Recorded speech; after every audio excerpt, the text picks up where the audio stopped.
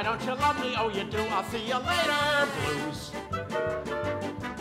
As long as you ignore me, you're the only thing that matters. Feeling that if I'm good enough for you, you're not good enough. And thank you for the present, but what's wrong with it? Stop. Those don't come any closer, cause you know how much I love you. Feelings. He's a two-time Tony-nominated actor currently singing Buddy's Blues in the hit revival of Follies. Please welcome Mr. Danny Burstein. It's great to be here. How are you? It's great to have you. I'm feeling great. You're in another big fat Broadway hit. I know.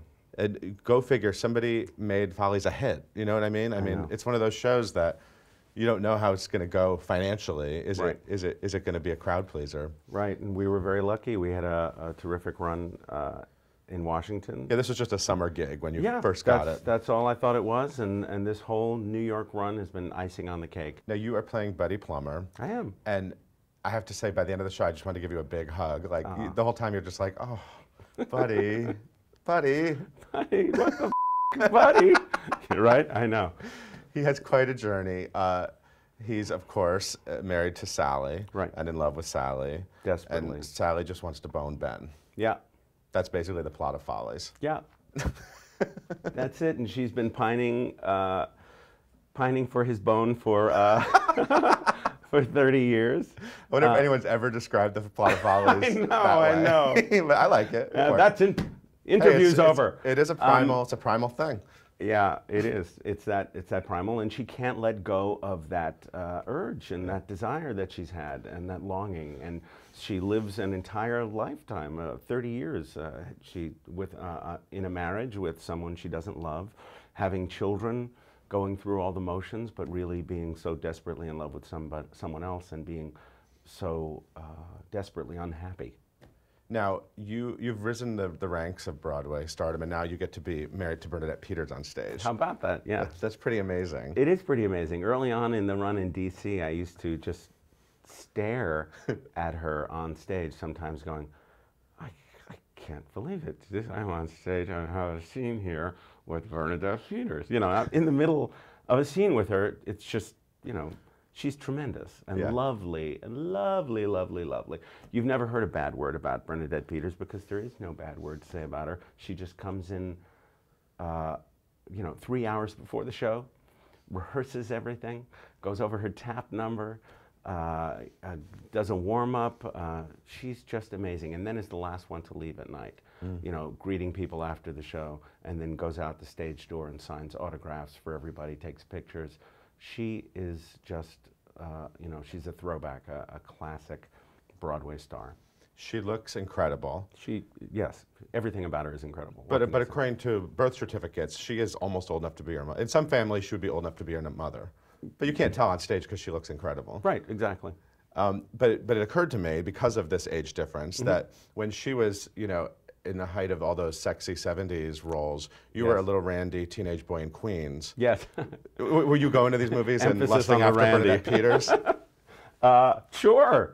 Are you kidding? I had a huge crush on Bernadette Peters. Who didn't?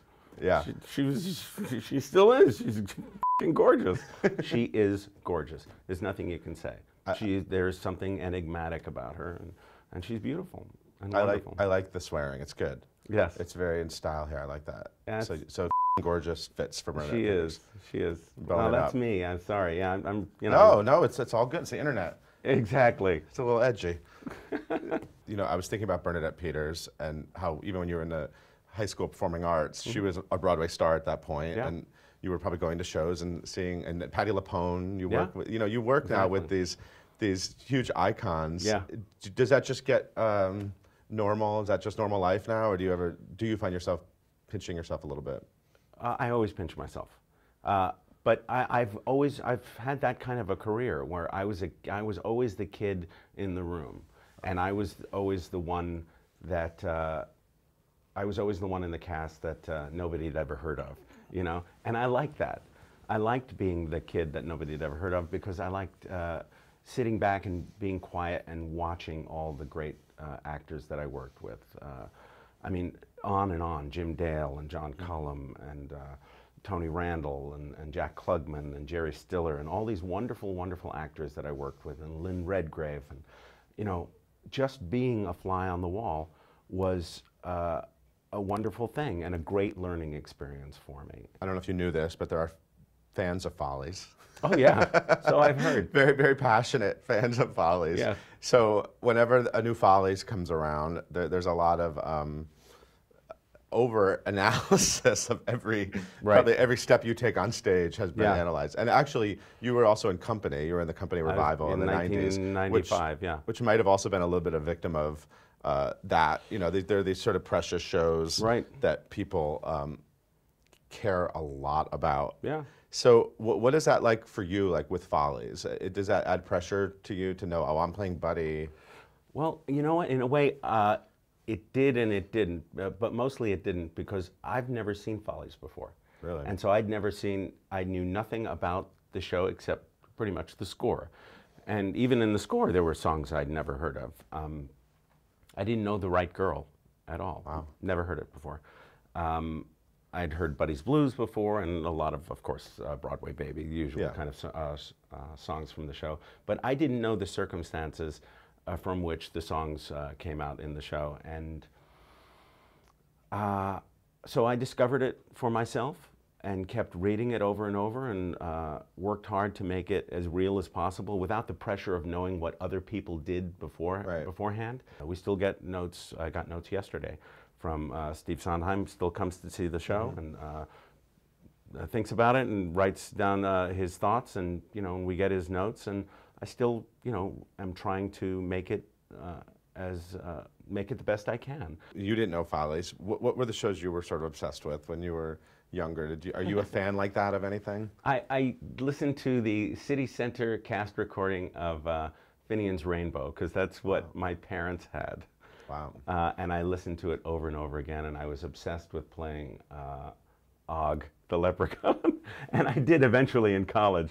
But I loved that, and I loved Merrily We Roll Along. Yeah, who doesn't? I loved that score, and I wore out the and you were also in that. And I was also in that in college as well, and at the York Theater off Broadway.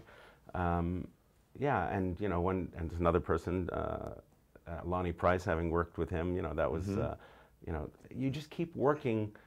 It's great. Going back to that other question, you get to work with your heroes sometimes. Yeah. And thank God, rarely do they disappoint. I read that when you were in high school, you second acted a lot of shows, which is something I did a lot too. And ironically, the show when I first moved to New York that I second acted a lot was The Secret Garden, starring your wife, Rebecca Luker. That's wonderful. I remember for some reason I went with a friend and we always sat. There was always this empty box seat. It was like the Phantom seat. It was always empty, reserved for me to go second act it. Of course. So what did you second act? What did you see like multiple times that you remember? I remember seeing multiple times. I saw I Love My Wife. That Cy Coleman show. I was obsessed with that show when I was a kid. I don't know why. About wife swapping. So you know the second act really well. Yes, exactly. Yeah. I loved it, and I went back to see it several times with the Smothers Brothers when they were in it. And, wow. it was crazy. I want to talk about how you actually got to Broadway. And your first experience on Broadway was working with Tony Randall's ensemble. What was it? The National Actors Theater, yeah. Theater, right, which was an attempt to sort of create an ensemble of actors on Broadway. And how did you land that? How'd you get in there? I worked with Tony in summer stock at the St. Louis Muni doing a production of Around the World in 80 Days. And we first met, just the two of us, sitting outside at the Muni. And he said, tell me about yourself. And I said, well, I'm about to go to grad school. I'm about to get married. And I said, graduate school? Really? Well, to study what? I said, to study theater. I'll have my master's in theater. He said, well, then you'll be able to teach acting. I said, yeah, I'll be able to teach acting. He said, if you had an acting class in front of you right now, what would you tell them was the most important part of acting? And he was my idol. I was like, I was so green. And I said, well, my favorite acting teachers always said that acting is doing and acting is reacting. He went, listening. And I said, well, that's very much a part of reacting, don't you think? He said, don't argue with me, you asshole. You should get down on your knees and thank me for telling you this. And then he stood up and went, it takes 10 years to learn how to listen. 10 years. Like that, and walked away. And having said that, we became fast friends. That's amazing. And I loved him. I loved everything he did, and he taught me so much. I can't, you know, I miss him every single day. And he would invite us to Thanksgiving to watch the parade, and, you know, they lived right over 81st Street in the Beresford, and I can't say enough about him. And his beautiful wife, Heather. Yeah. And their two incredible kids, Julia and Jefferson, are, you know, like living legacies to this great man. I love them all. Did you ever do his voice to his face? No. Because you just did it really well. I know, because I used to get phone calls all the time. You know, I'd hit the message machine, Danny, Tony Randall, you know, just like that. Nobody sounds like that, as if he had to announce his name, you know. So he basically invited you to Broadway. He did. He said, you know, I said, if you ever do, he'd been talking about his National Actors Theater thing for 20 years. Yeah. And we worked together in the 80s, like 86. And I said, if you ever do the National Actors Theater thing, please let me know. Oh. And he said, I'll do that. And sure enough, I got that phone call. You slip into it just so effortlessly. I love it. Wow. I think we'd worked on 5 or 6 shows together altogether. So yeah, he was a great man. And you started working pretty regularly, but then before Drowsy Chaperone, you hadn't been on Broadway in a while. Yeah. You came back sort of with an explosion in the Drowsy Chaperone, and you were sort of ridiculous, and beautifully ridiculous. Was that sort of a out on a limb kind of performance for you? I didn't know you were that funny up to that point. I actually. I approach all the characters that I play in the same kind of, I believe it or not, serious way. Okay. Right. In the sense that I want them to be different. Okay. And unique, and I think I find out what the box is, how much you can play inside the box, what the rules of the game for any particular show are, and I try to, you know, push the envelope as much as possible, try and explore different things. And, you know, when I first went home, I thought, you know, you've got that line, you know, what? You know, and that Aldolfo said over and over again, and so I would just keep going and playing with that over and my kids thought I was crazy, of course. You know, what?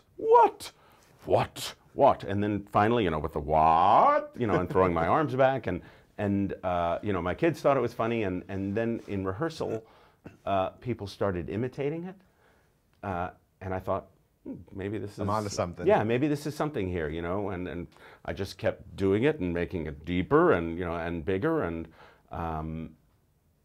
up until the point where all of a sudden it was a thing.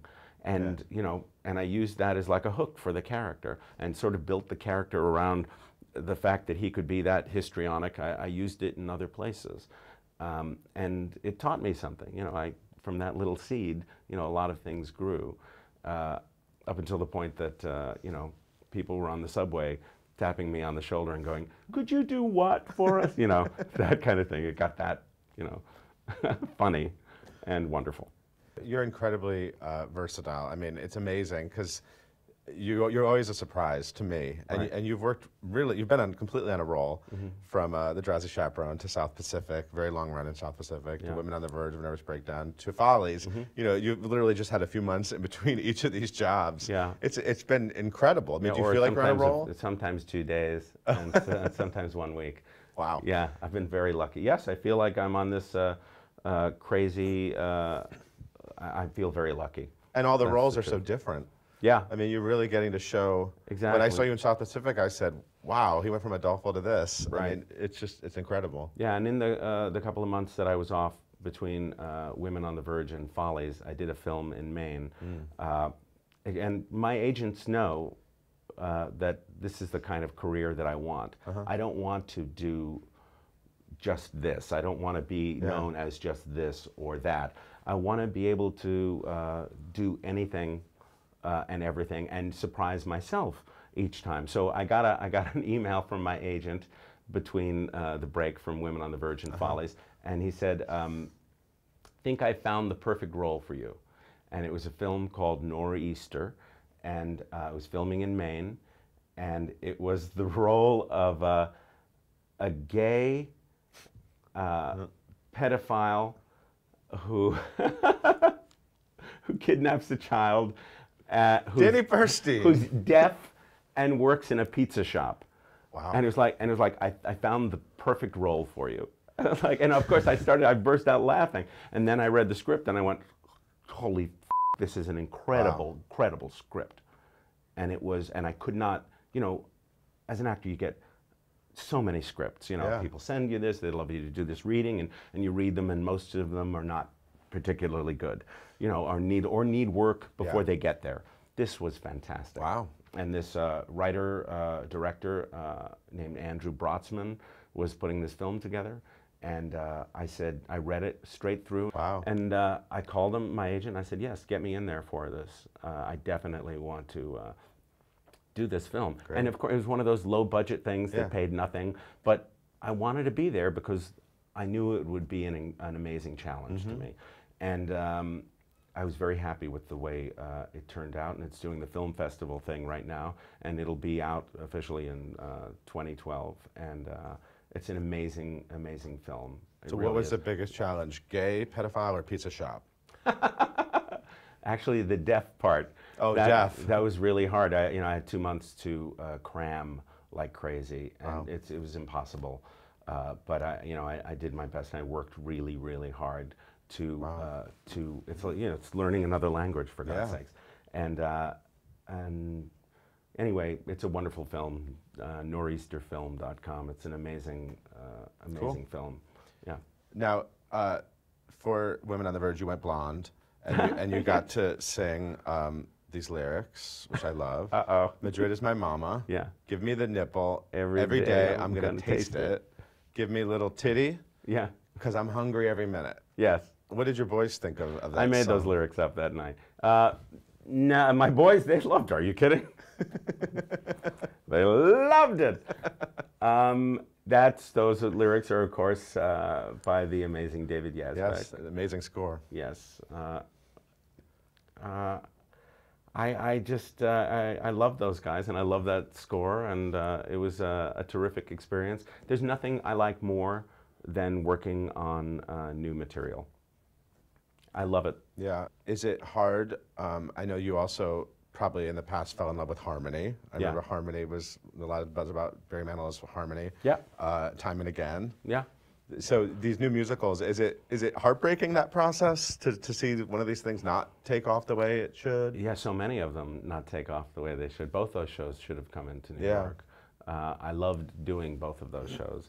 They both have beautiful, beautiful stories. Yeah. Barry's written a gorgeous, gorgeous score, and it's a shame they haven't come in. I hope they do.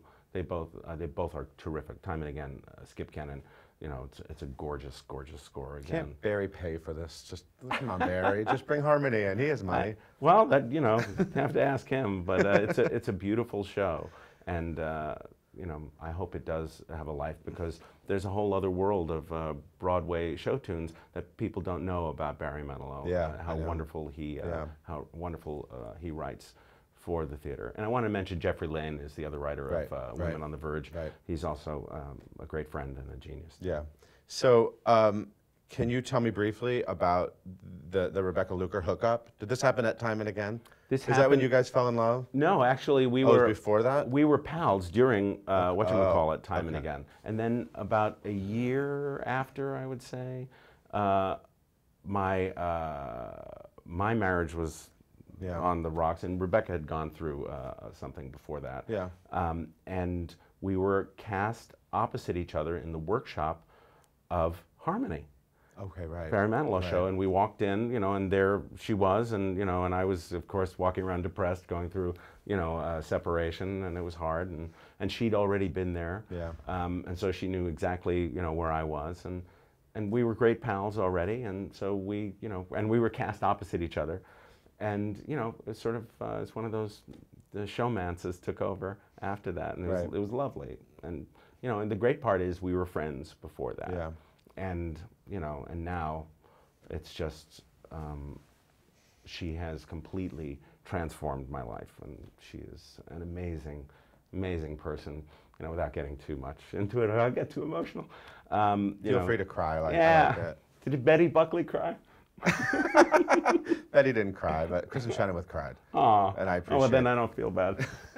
Anyway, my wife is an amazing person. My life is so much the richer for it. Yeah. So I just want to ask you, we're almost out of time, but I want to ask you quickly about Boardwalk Empire, because I'm obsessed with Boardwalk Empire. Yeah. And you play Lolly Steinman, the casino owner. That's right. What is this just amazing? I mean, what's it like being on that set? I mean, does it feel as realistic being on that set as it looks? Absolutely. Yeah, we have there's a location in Brooklyn near Borough Park, and it is an old, rickety old building that has all these stained glass windows, and you feel like you're in the 1920s. Wow.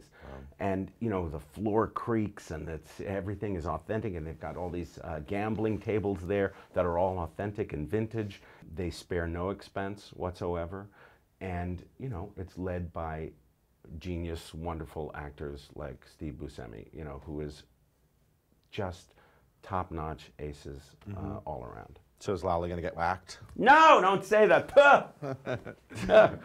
All right, well let's hope that. not. Let's hope not. I want you to stay on board, stay in Atlantic City for a little while longer. Me too. And you're in Follies through, when is Follies running through? January 22nd. January 22nd. Yeah, come see us. Yeah, absolutely. Thank you so much for Danny. I appreciate you being here. Not at all. It was wonderful. So everyone should check out Follies at the Marquee Theater. Thank you for watching. We'll see you next time.